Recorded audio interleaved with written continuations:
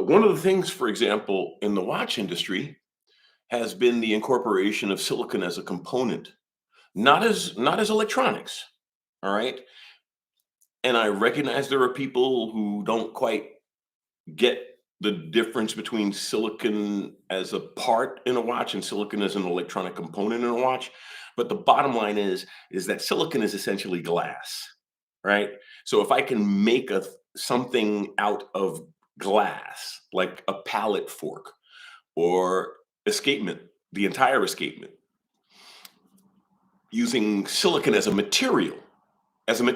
glass, then I have something that is incredibly rigid and something that is amagnetic, which is why Omega.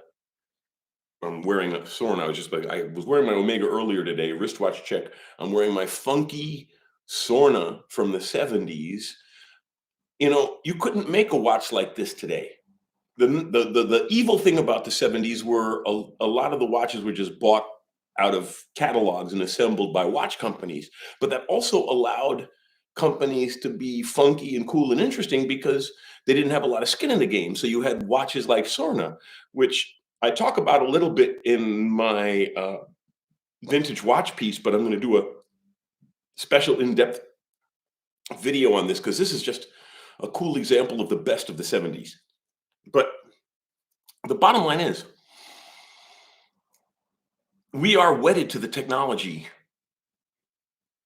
that creates the devices in our lives. And silicon is just another technology.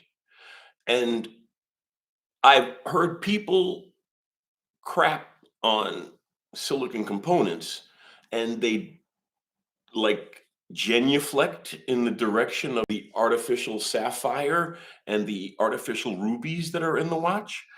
What's the difference between artificial sapphire and silicon component? To use an artificial sapphire for the crystal because it's scratch resistant, or using synthetic rubies for the pivot points because they're consistent, and then to turn your nose up at silicon components.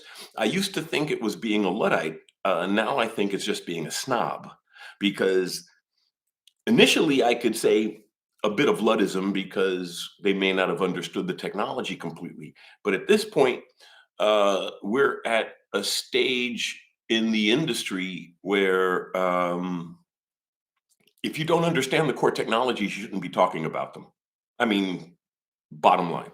I can respect someone saying they don't like something, but to say you don't like synthetic components, but you accept synthetic synthetic sapphire, and you accept synthetic rubies, then you're being a snob. You're not being a Luddite. You understand the technology. You're just being a snob because you choose one kind of artificial technology over another kind of artificial technology, but they're both artificial technologies.